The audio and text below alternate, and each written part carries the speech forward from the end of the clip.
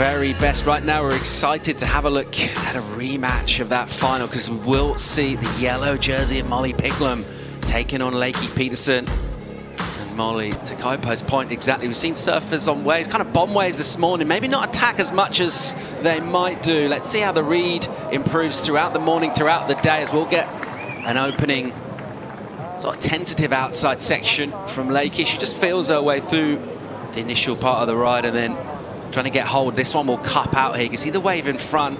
There's a little white water on the face, now in the bluer water. And unable to really unleash there. Priority air. Right there. Handed over priority to M.Picklum right at the beginning of the heat. 30 minutes for Molly to... She's looking for...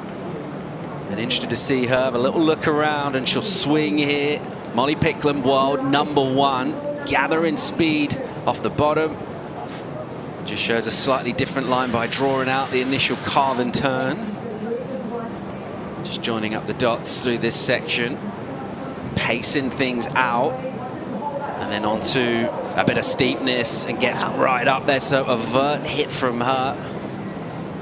Not the longest wave we've seen, but pretty critical for the finish. Just the way she's pacing herself on her wave and choosing exactly when to push hard and unleash her power. It's really flawless. It looks really effortless from Mol, but she seems pretty locked in when it comes to this event. Look at this. She really times it off the bottom and just draws into that really hard carve to start this wave off. You talk about it being a shorter wave, but she managed all of these ridges in the wave so perfectly, just really relying on her strength, picking her moments. See here, picks her moments, pushes hard off that turn under the lip. Really critical as well. We saw Caroline with a critical turn at the end of that last heat. I love, if this is what we're seeing from Molly in early indicators, I feel like she's going to be pretty hard to touch. I mean, her form, her flow on this wave, it's impeccable. I want you to notice the ribs in this wave.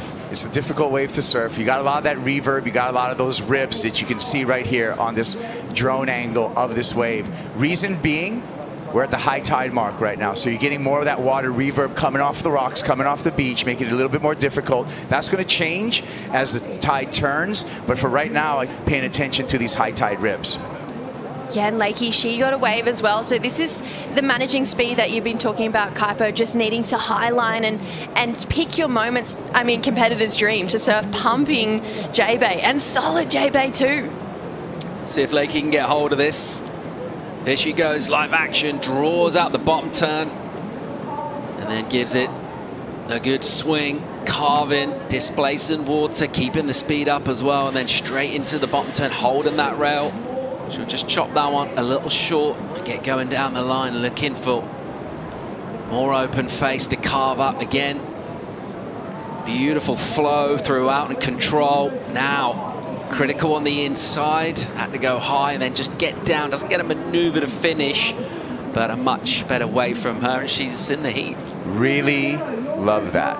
And the flow of that wave with the faded bottom turns. Watch this. This is, to me, she's from a right-hand point, Rincon. Who else is from there? Tom Curran. And what do I see right here? Curran-ish fades on the bottom turn. That's classic point surfing there. Straightening it out, being patient on the bottom.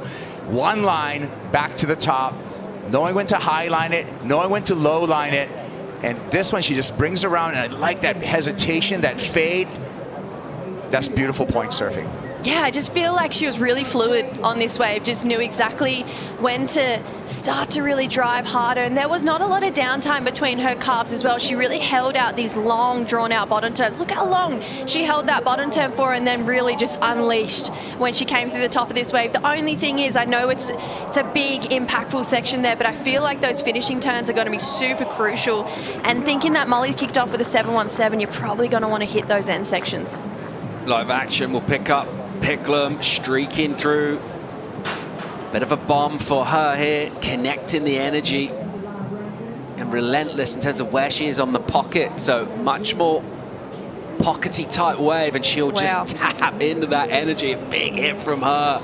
Really well read in terms of the speed management, super critical.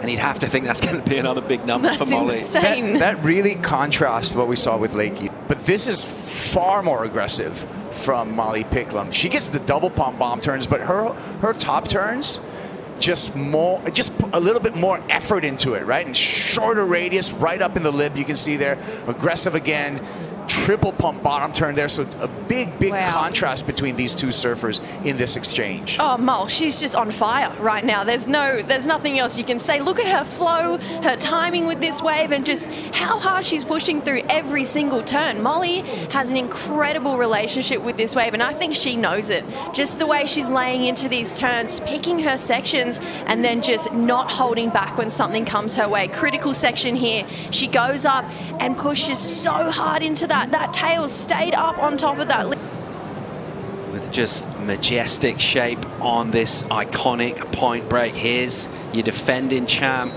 slicing hard, drawing off the bottom, and again, more critical with that rasping turn up high in the lip line and then carving down into the pocket. And that equipment just cutting water. And it looks so easy and effortless from up here, out there in the water. Oh gosh, we should actually talk about some surfing here, Lakey. I mean, I actually really love the carves that she did on this wave, especially this second one.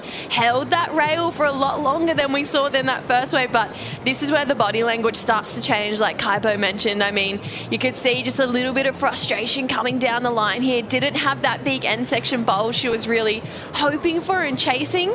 She's found this fight in her in these dying stages, but she just needs to find a little more. But that is a vicious swing there. Yeah, and they're on opposite sides of the draw as well, so that could be a potential final.